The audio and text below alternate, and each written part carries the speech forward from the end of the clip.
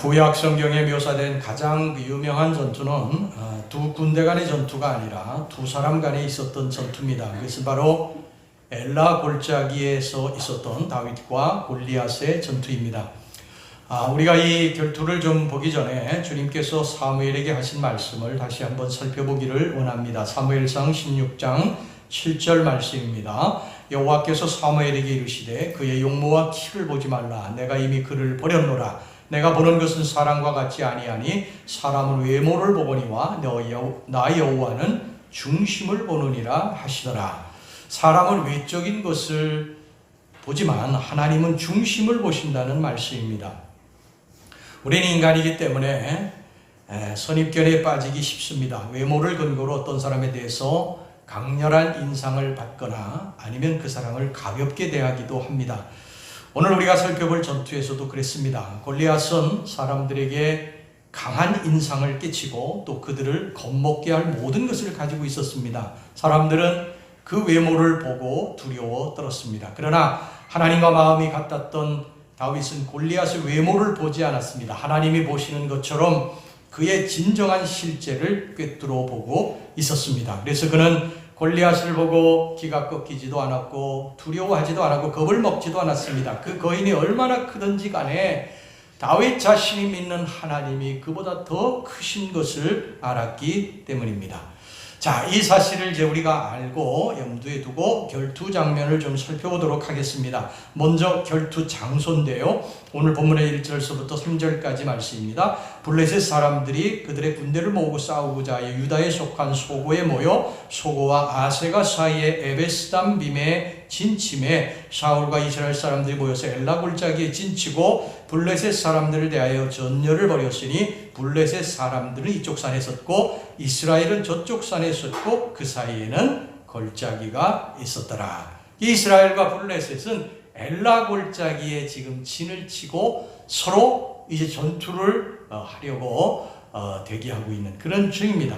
엘라 골짜기라고 하는 곳을 몇 년 전에 성지순례 갔을 때 그곳을 가봤거든요. 그 엘라 골짜기를 가보면 엘라 골짜기는 그냥 무슨 우리 산의 그 계곡처럼 그렇게 깊은 계곡이 아니라 한 약 1.6km 되는 그런 평평한 그런 평원입니다. 평원. 지금은 뭐 밀밭이에요.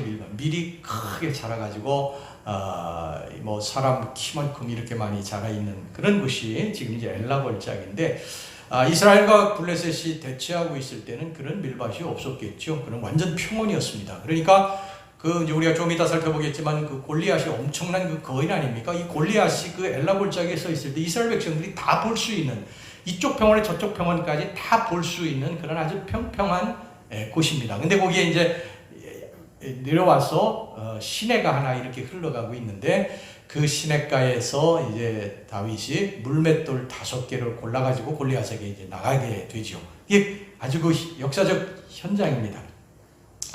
자, 이곳에서 이제 블레셋과 이스라엘 군사들이 대치하고 있었습니다. 그 다음에 이제 결투장의 두 인물을 좀 살펴보도록 하겠는데요. 먼저 골리앗입니다.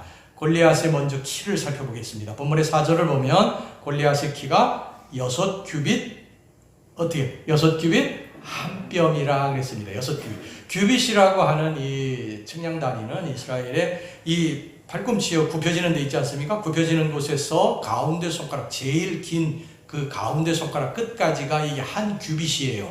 보통 45cm 정도를 한 규빗이라고 그럽니다. 그러니까 여기 보면은 6규빗이라고 그랬으니까 45cm에 6규빗이니까 약 2m 70cm 정도 되는 그러한 키, 거기다가 한 뼘이 더 있다고 그러니까 한 뼘은 20cm를 말하거든요.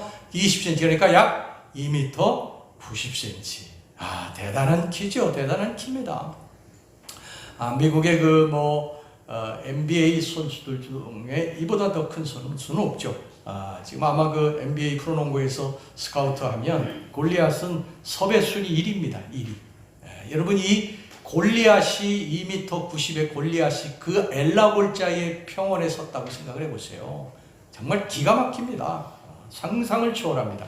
여러분 이봉걸 선수 있지 않습니까? 이봉걸 2m 조금 넘는 옛날에 씨름 선수 유명한 뭐 우리 젊은 분들 잘 모르겠지만 옛날에 유명한 선수였어요. 뭐 이만기하고도 대결하고 이봉걸 선수가 2m가 넘지 않아요. 근데 저희들 그때 학교 다닐 때 거기 그 학교를 우리 다녔던 학교를 다녔는데 식당에 이봉걸이 딱 나타나면요 정말 기둥 하나가 이렇게 휘청휘청 걸어오는 것 같았습니다. 2m인데도 이쪽에 앉아 와 이봉걸이다.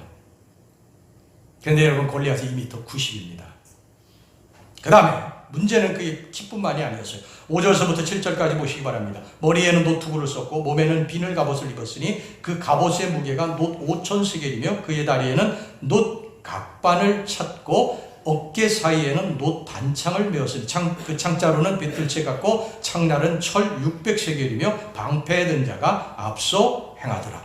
그는 갑옷으로 몸을 칭칭 감고 있었습니다. 블레셋 사람들은 전투복장으로요 작은 청동 비늘들이 이렇게 겹대어 있는 무거운 범퍼 비슷한 갑옷을 입었습니다. 우리나라도 옛날 장수들이 그런 비늘 같은 그 갑옷을 입었죠. 이 갑옷은 어깨에서 무릎까지 내려와서 적의 무기로부터 막아주고 보호해 주었습니다. 이것이 이제 5절에 나오는 비늘 갑옷인데 그 갑옷의 무게가 놋 5,000세겔이다 그랬습니다. 5,000세겔. 그러니까 한 세겔이 약 11.4g이에요. 그러니까 이 갑옷의 무게만도 따져보니까 57kg이 나가는 정말 대단한 무게입니다. 갑옷의 무게만 57kg이에요. 또 여기에 골리앗이 노투구를 쓰고 있었고 정강이를 보호하기 위해서 놋 각반을 차고 있었고 어깨에는 놋으로 만든 창을 메고 있는데 7절에 보면 그 창날만 해도 600세겔 약 7kg 정도의 무게가 나간다고 그렇게 말씀을 하고 있습니다. 그리고 방패든 자가 골리앗을 화살로부터 보호하기 위해서 앞서 행했다고 성경이 말씀하죠. 자, 여러분 이게 골리앗의 모습입니다. 대단하지 않습니까? 이 거인이 이렇게 무장을 하고 나와서 매일 소리를 질러대는데 어떤 소리를 질러대느냐? 오늘 본문의 8절부터 9절까지 말씀 봅시다. 그가 서서 이스라엘 군대를 향하여 외쳐 이르되 너희가 어찌하여 나와서 전열을 벌였느냐? 나는 블레셋 사람이 아니며 너희는 사울의 신복이 아니냐? 너희는 한 사람을 택하여 내게로 내려보내라. 그가 나와 싸워서 나를 죽이면 우리가 너희의 종이 되겠고 만일 내가 이겨 그를 죽이면 너희가 우리의 종이 되어 우리를 섬길 것이니라. 1대1로 나와 싸우자는 거예요. 싸워서 이기는 자에게 무릎 꿇지 하는 것입니다. 그런데 이스라엘 군사들이 이 말을 듣고 어느 누구도 골리앗과 나와서 싸우려고 하지를 않았어요. 골리앗의 모습을 보고 기가 질린 것이죠. 그런데 이 골리앗이 이 매일 소리를 질러대는 이스라엘 군사들을 모독하고 하나님을 모독하는 이 말을요 하루 이틀 한 것이 아니고 성경이 40일 동안 계속했다고 그랬습니다. 자, 여러분 사무엘상 17장 16절 말씀 보시기 바랍니다. 그 블레셋 사람이 40일을 조속으로 나와서 몸을 나타내었더라. 계속 이스라엘 군사들을 모독하고 하나님을 모독하고 했더니 40일 동안을 계속했다는. 그런데 이스라엘 군사들 중에 어느 누구도 나와서 골리앗과 대항해 싸우려고 하지는 않았다는 것입니다. 꽁이 머리를 박고 꼬리를 이렇게 깃을 치켜들듯이 다 숨버린 것입니다. 자, 그러는 동안 그곳에서 이 엘라 골짜기에서 약 20km 정도 떨어진 곳에 베들레헴이라고 하는 동네가 있습니다. 베들레헴이 엘라 골짜기 한 약 20km 정도 떨어져 있어요. 가깝게 있습니다. 20km 떨어진 그 동네에 유대 산악 지역의 작은 마을 베들레헴에 들판에서 양을 치고 있는 한 어린 소년이 있었습니다. 그는 지금 전쟁이 일어나고 있는 것도 모릅니다. 골리앗이 블레셋 군대의 그 위대한 장수라고 하는 것도 알지 못해요. 골리앗이 누군지도 모릅니다. 다만 아는 것은 자기의 형들 셋이 전쟁에 나갔다. 이제 이것만 알고 있는 것입니다. 다윗의 아버지 이새는 이제 세 아들이 걱정이 됐습니다. 그래서 막내 아들을 불러서 말을 합니다. 너 심부름 좀 다녀오거라. 사무엘상 17장 17절에서 18절까지 말씀 보겠습니다. 이새가 그의 아들 다윗에게 이르되 지금 내 형들을 위하여 이 볶은 곡신 한 에바와 이 떡 10덩이를 가지고 진영으로 속히 가서 내 형들에게 주고 이 채지 10덩이를 가져다가 그들의 천부장에게 주고 내 형들의 안부를 살피고 증표를 가져오라.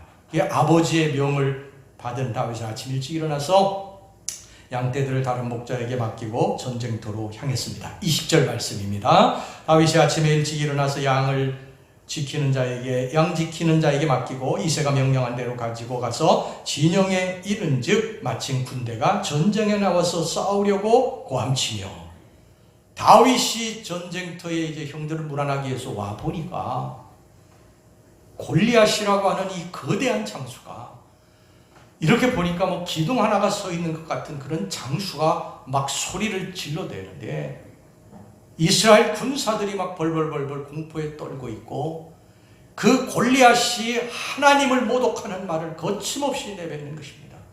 그런데 어느 누구도 이스라엘 군사들 중에 나아가서 대항해서 그와 싸우려고 하는 자가 한 사람도 없었어요. 다윗이 그걸 봤습니다. 다윗이 그걸 봤어요. 속에서 의분이 일어나기 시작을 한 것입니다. 여러분, 하나님을 사랑하는 사람은요, 하나님이 모독을 당하면 자기가 모독을 당하는 것 같이 화가 납니다. 하나님이 영광을 받으시면 자기가 영광을 받는 것처럼 기쁩니다. 마음이. 하나님이 슬퍼하시면 자기가 마음이 슬픈 거예요. 이게 하나님 사랑하는 사람의 특징이에요. 이스라엘 군사들은 하나님의 백성임에도 불구하고 하나님이 모독을 받는데 어느 누구도 나오려고 하지 않았어요. 다윗만이 막 속에서 막 분노가 일어나게 된 것입니다. 그래서 사람들에게 이렇게 말합니다. 26절 27절 말씀입니다. 다윗이 곁에 서 있는 사람들에게 말하 이르되 이 블레셋 사람을 죽여 이스라엘의 치욕을 제거하는 사람에게는 어떤 대우를 하겠느냐? 이 할례 받지 않은 블레셋 사람이 누구이기에 살아계시는 하나님의 군대를 모욕하겠느냐? 백성이 전과 같이 말하 이르되 그를 죽이는 사람에게는 이러이러하게 하시리라 하니라. 이게 당시에는요, 전쟁에 승리하기 위해서 포상금을 내걸었어요. 포상금. 뭐 어느 장소를 죽이고 뭐 전쟁에서 이기게 하는데 혁혁한 공을 세운 자는 이런 포상금을 주겠다. 이런 그 포상금을 내걸는데, 사울왕도 이 전쟁에 이기기 위해서 포상금을 내걸었는데 엄청난 포상금을 내걸었어요. 여기 보면은 풍성한 포상금과 함께 자신의 딸과 결혼시켜주겠다고 하는 포상금을 걸었고, 그리고 그 장수의 아버지에게 세금 전부 다 면제해 주겠다고 그런 포상금을 내걸었습니다. 25절 말씀 봅시다. 이스라엘 사람들이 이르되 너희가 이 올라온 사람을 보았느냐? 참으로 이스라엘을 모욕하러 왔도다. 그를 죽이는 사람은 왕이 많은 재물로 포하게 하고 그의 딸을 그에게 주고 그 아버지의 집을 이스라엘 중에서 세금을 면제하게 하시리라. 엄청난 포상인데, 그런데 이런 포상을 내걸었는데도 불구하고 지원자가 한 사람도 없었어요. 골리앗을 보고서 다 두려워서 이길 수 없다고 생각을 한 것입니다. 포상금은 탐이 나는데 골리앗은 이길 수가 없는 거예요. 그러니 여러분, 자기 생명보다 뭐 포상금이 더 중요합니까? 그러니까 다 못 나가는 거예요, 두려워서. 그 사이에 골리앗은 이스라엘 군사들에게 바짝 다가왔습니다. 자, 여러분, 처음에는요, 여기 너희가 한 사람을 택하여 내게로 보내라고 골리앗이 그렇게 얘기했지 않습니까? 근데 다윗이 도착한 날에는 어떻게 묘사됐는지 여러분 성경을 보시기 바랍니다. 25절 전반절 말씀입니다. 이스라엘 사람들이 이르되 너희가 이 올라온 사람을 보았느냐? 올라왔다고 돼 있어요. 올라왔다고. 골리앗이 올라온 것입니다. 이스라엘 백성들에게 더 가까이 올라온 것입니다. 바짝 다가온 거예요. 40일 동안 그 자리에 서서 소리만 질러댄 것이 아니라 계속해서 조금씩 앞으로 가면서 이스라엘 군사들이 아무도 대적하려고 하지 못하니까 계속 밀고 들어갔던 것입니다. 조금씩. 그러면서 이스라엘 군사들의 그 지금 진치고 있는 것을 점령해 갔던 거예요. 사랑하는 성도 여러분, 여러분이 만약에 골리앗을 그냥 놓아두면 그 골리앗은 여러분들의 영토로 점점 침입해 들어올 것입니다. 그것이 여러분들의 영적인 상태이든지 육적인 삶의 세상 어떤 것을 의지하는 것이든지 하나님 외의 것을 의지하고 하나님을 떠나게 되면 골리앗은 여러분들의 영토로 계속 침범해 들어올 것입니다. 그러다 어느 날 빼앗기게 될 거예요. 빼앗기게 될 것입니다. 이것이 우리가 우리 앞에 놓인 골리앗을 방치할 수 없는 이유입니다. 골리앗을 죽여야 합니다. 할렐루야! 골리앗을 죽여야 됩니다. 우리를 넘어뜨리려고 하고 우리를 괴롭게 하고 우리를 힘들게 하고 우리에게 하나님을 떠나게 만드는 골리앗을 죽여야 됩니다. 골리앗을 죽이지 않으면 그 골리앗은 계속해서 우리의 영토를 침범해 들어올 것입니다. 그런데 여러분, 우리가 골리앗과 대항하기 위해서 결심을 하게 되면요, 내가 사탄 마귀와 싸워서 이제 이겨야 되겠다 결심하게 되면, 내가 영적으로 깨어 기도해야 되겠다, 하나님 말씀으로 무장해야 되겠다, 이를 결심하게 되면요, 사탄이 가만히 안 놔둡니다. 그때부터 사단의 이제 공격 목표가 돼서 사탄이 이제 집요하게 이게 자기 편이 아닌 것을 알았기 때문에, 자기 편이면 내버두거든요. 누가 건드리겠습니까? 자기 편인데. 성도들 중에 사탄이 여러분 자기 편인데 누가 건드리겠어요? 그러나 내가 하나님 편에서 이제 사탄을 대적하겠다 그러면 사탄이 역사하기 시작을 합니다. 보세요. 다윗이 이제 골리앗을 죽이겠다고 딱 결심을 하니까 어떤 일이 일어났는지 여러분 보시기 바랍니다. 28절입니다. 28절. 자, 큰형 엘리압이 다윗이 사람들에게 하는 말을 들은지라. 그가 다윗에게 노를 바라 이르되 내가 어찌하여 이리로 내려왔느냐? 들에 있는 양들은 누구에게 맡겼느냐? 나는 내 교만과 내 마음의 완악함을 아노니 내가 전쟁을 구경하러 왔도다. 여러분, 이게 말이 됩니까? 지금 엘리압이 누구예요? 엘리압은 이새의 큰아들, 다윗의 큰형이에요. 큰형. 지금 다윗에게 노를 바랬다고 그랬어요. 다윗에게 노를 바래. 다윗이 하는 말을 듣고 노를 바랬다고 그랬어요. 이게 말이 됩니까? 지금 노를 바래야 될 대상은 누구예요? 골리앗이죠. 골리앗에게 노를 바라고, 골리앗이 하나님을 모독하는 소리를 듣고 이스라엘 군사들을 모독하는 말을 듣고 노를 바라고 그 앞에 나가서 그와 싸워야 되죠. 다윗에게 노를 바랬다고 해요. 엘리압이요. 엘리압이 이런 사람이에요. 엘리압이. 근데 엘리압이 이렇게 말하는 이유가 있죠. 여러분 잘 아시는데, 우리가 지난번에 다 살펴봤지만 사무엘이 와가지고서는 처음에 엘리압에게 그 용모를 보고서 속아가지고 엘리압에게 기름 부으려고 하잖아요. 왕으로 세우려고. 근데 하나님이 아니라고 그러시지 않습니까? 엘리압이 당황했을 것입니다. 굉장히 당황했어요. 자기가 당연히 장자기 때문에, 외모도 출중하고 그렇기 때문에 자기에게 기름을 부을 줄 알았어요. 그런데 기름을 누구에게 부었습니까? 다윗에게. 말제 비천한 다윗에게 목동으로 꾀죄죄하게 있는 그 다윗을 불러서 거기다 기름을 부은 거예요. 다른 동생이면 혹시 모르겠는데 저 막내 저것은 도저히 왕의 제목이 아닌데 거기다 기름을 부으니까 인정할 수 없다는 것입니다. 그러면서 이렇게 이야기하잖아요. 다윗이 전쟁터에 왔을 때 엘리압이 그 일을 생각하고 이제 이렇게 공박을 합니다. 너 도대체 여기 왜 왔느냐? 너 구경하러 왔느냐? 여기 전쟁. 그 다음에 또 이런 말을 합니다. 아주 모독하는 말인데요. 내가 치던 양떼는 어디다 두고 왔느냐? 여러분, 이 말의 그 속의 의미는 무슨 의미냐면, 네 놈이 왕으로 기름 부음 받았냐? 너는 목동 아니냐? 목동.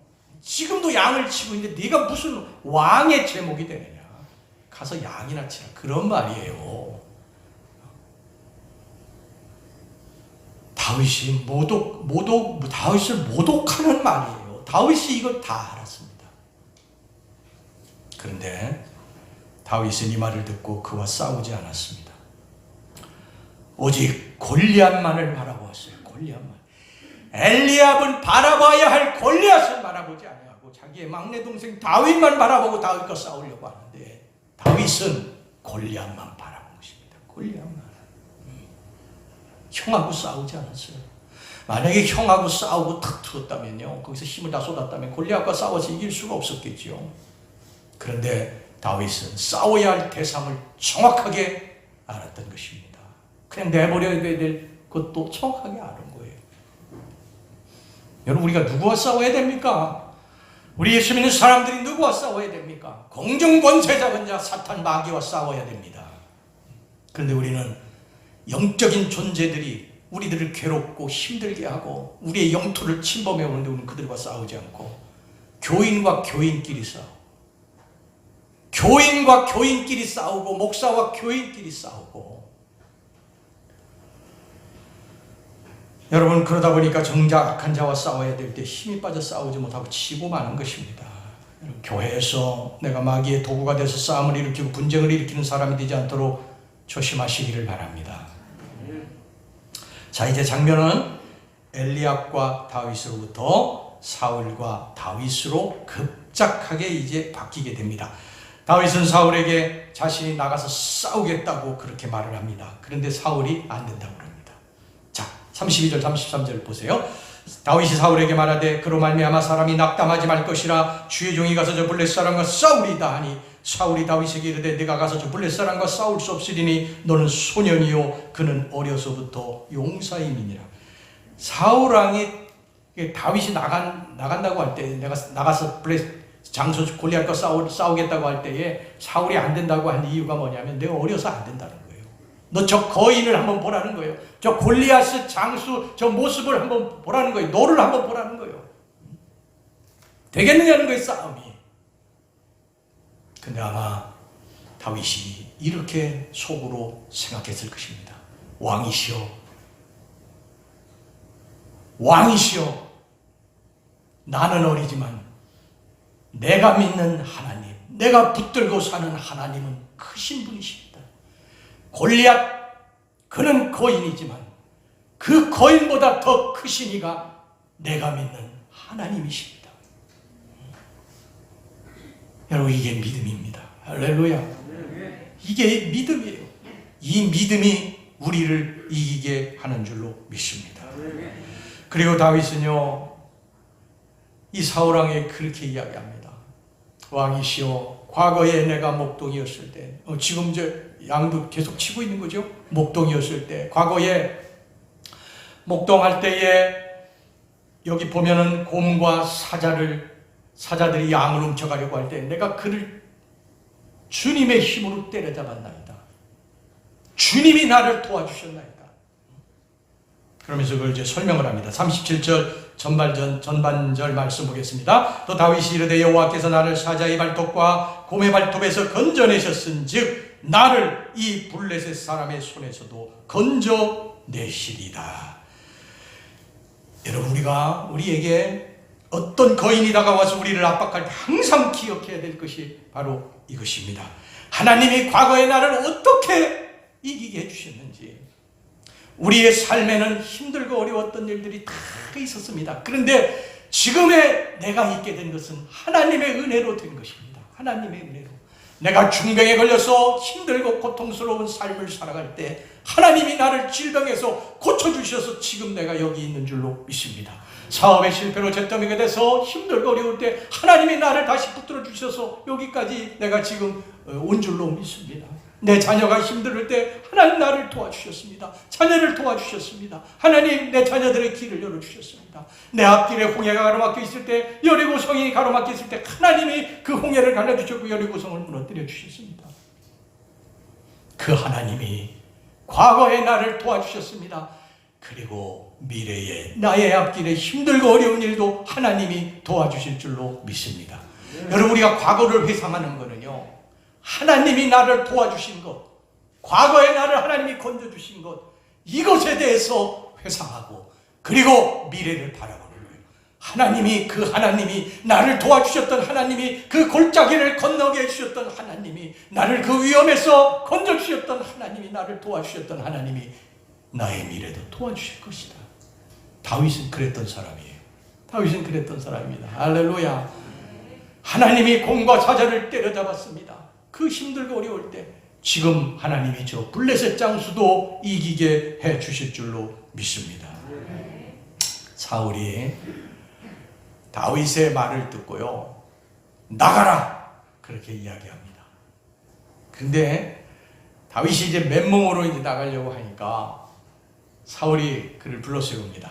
잠깐 기다리라고. 그러면서 자기의 갑옷을 벗어서 다윗에게 입혀주었어요. 그런데 맞지 않았습니다. 왜 맞지 않았냐면 사울은 키가 굉장히 컸어요. 성경에 보면, 여러분 사무엘상 9장 2절 말씀 보세요. 사무엘상 9장 2절 말씀 보면, 기스에게 아들이 있으니 그의 이름은 사울이요 준수한 소년이라. 이스라엘 자손 중에 그보다 더 준수한 자가 없고 키는 그 모든 백성보다 어깨 위만큼 더 컸더라. 그러니까 키가 보통 사람보다도 훨씬 컸던 사람이 사울왕이에요. 그러니 그 조그만 다윗이 그 갑옷이 맞을 리가 있겠습니까? 그러니까 맞지를 않으니까 갑옷을 이제 벗어놓고 칼도 들지 않았어요. 그리고 시냇가에 가서 물맷돌 5개를 주어가지고 그리고 골리앗에게 다가갑니다. 골리앗에게 다가가면서 이렇게 이야기합니다. 이스라엘 군사들 중 누구도 골리앗에게 나아가지 못합니다. 다 두려워서 벌벌 떨고 있지 나아가지 못합니다. 이 다윗만이 물맷돌 5개를 가지고 골리앗에게 나아가면서 이 다윗이 한 말이 뭐냐면 오늘 본문의 45절 말씀 우리 다 같이 한번 큰 목소리로 읽겠습니다. 시작. 다윗이 블레셋 사람에게 이르되 나는 만군의 여호와의 이름 곧 내가 모욕하는 이스라엘 군대의 하나님의 이름으로 내게 나아가노라. 할렐루야. 그리고 물맷돌을 던질 때에 이 골리앗의 이마박에 맞고 그냥 쓰러졌어. 그가 그 자리에서 죽고 맙니다. 다윗이 승리한 줄 믿으시기 바랍니다. 여러분, 우리 인생의 승리의 비결이 바로 여기에 있습니다. 칼과 단창으로 나아가는 것이 아니라 만군의 여호와의 이름으로 나아가는 것입니다. 칼과 단창 뭡니까? 내가 믿고 의지하는 세상적인 것입니다.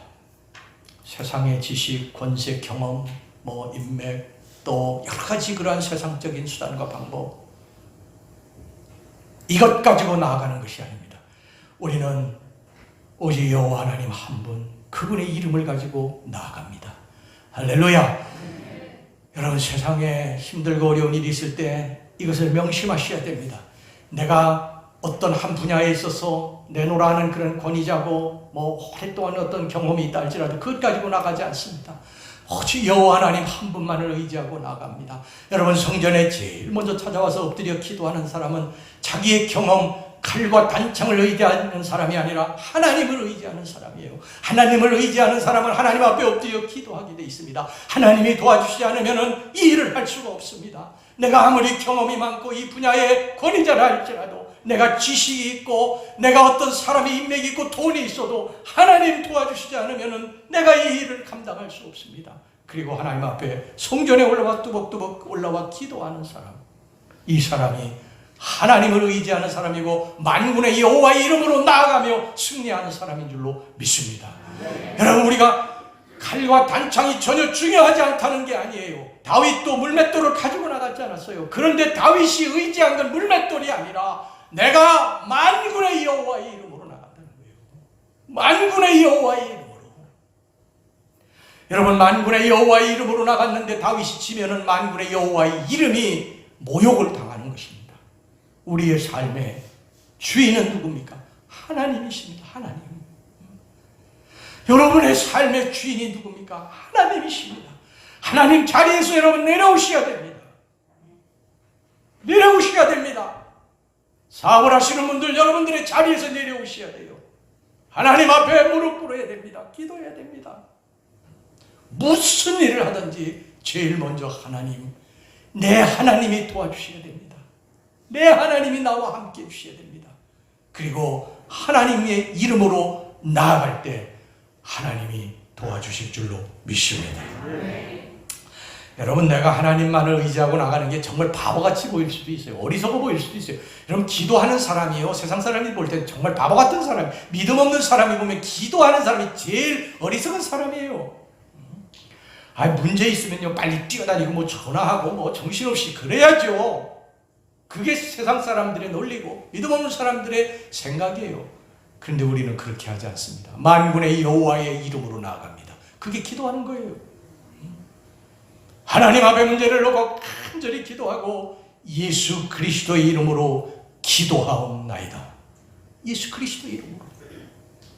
그럼 하나님 들으시고 하나님의 문제를 해결해 주실 줄로 믿습니다. 여러분, 이스라엘 백성들이 애굽에서 나와가지고 홍해를 만났습니다. 홍해를 만났어요. 홍해를 만났을 때 이스라엘 백성들이 어떻게 합니까? 뒤에는 애굽 군대들이 막 철병거를 건드리고 쫓아옵니다. 다 죽었습니다. 이스라엘 백성들 털썩 주저앉아서 막 탄식하고 원망하고 난리 났어요. 모세는 어떻게 합니까? 홍해 앞으로 갑니다.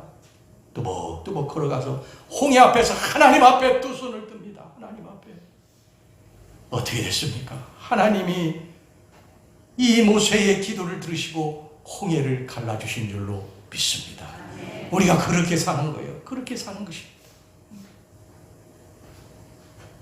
세상 사람들이 아무리 바보 같다고 어리석다고 해도 그래, 너희들이 볼 땐 바보 같고 어리석지만 나는 만군의 여호와의 이름으로 내가 나아갈 것이다.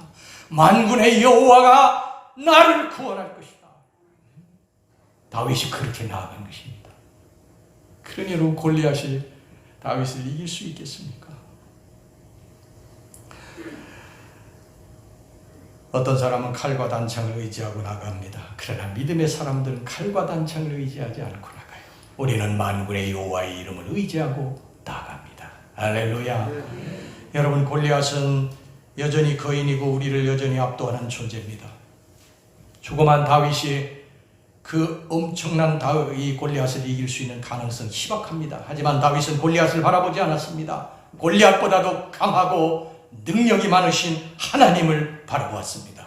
여러분, 신약 성경에 보면요, 예수님께서 무리를 걸으실 때에 이 베드로가 주님 저도 걷게 해주시옵소서 그럴 때에 주님이 걸으라고 말씀하셨어요. 그래서 베드로가 그 무리를 이렇게 막 걷습니다. 근데 갑자기 풍랑이니까 베드로가 무서운 생각이 들어 풍랑을 바라보니까 물에 빠져버리고 말았습니다. 사랑하는 우리 성도 여러분, 풍랑 보면 빠집니다. 골리앗 보면 두려워서 한 발짝도 발이 움직이지 않습니다. 어떻게 해야 됩니까? 살아계신 우리 하나님, 나를 지금까지 도와주셨던 하나님, 나를 위기에서 건져주셨던 하나님, 내가 정말 막막할 때, 인생이 막막할 때 앞에 벽이 놓여있고 뒤에서 밀어붙여서 도저히 어찌할 수 없는 그런 상황 가운데 나를 도와주셨던 그 하나님 바라보면 거기에 길이 열려지게 될 줄로 믿습니다. 홍해의 길이 열려지듯이 우리 인생의 앞길에 길이 열려지게 되는 것입니다. 사랑하는 우리 성도 여러분, 살다 보면 이 골리앗을 만날 때가 참 많습니다. 그때 골리앗 바라보지 말고 우리 예수님 바라보고 우리 주님 바라보고 우리 주님만 바라보고 주님만 믿고 나아갑시다. 그리고 기도하는 거예요. 사랑하는 우리 성도 여러분, 우리 기도가 있지 않습니까? 기도가. 세상 사람들은 모르는 우리의 비장의 무기가 있잖아요. 기도할 수 있는데 왜 걱정하시고 염려하십니까? 예수 믿는 사람들 중에도 기도하는 사람, 기도하지 않는 사람, 기도하지 않는 사람 바보 같은 사람입니다. 기도할 수 있지 않습니까? 기도할 수 있잖아요. 기도하는 것은 하나님 의지하는 거예요. 하나님을 제일 1번으로 놓는 거예요. 제일 중심에 놓는 거예요. 자기에게 여러 가지 경험도 있고 지식도 있고 이성도 있고 판단도 있고 사람도 있고 다 있어요. 그래도 그것도 의지하지 않고 하나님 먼저 의지하는 거예요. 저와 여러분들이 우리 올해 그렇게 믿음으로 살아갑시다. 할렐루야. 그래서 우리 인생의 시온의 대로가 열려지시기를 주의 이름으로 축원합니다.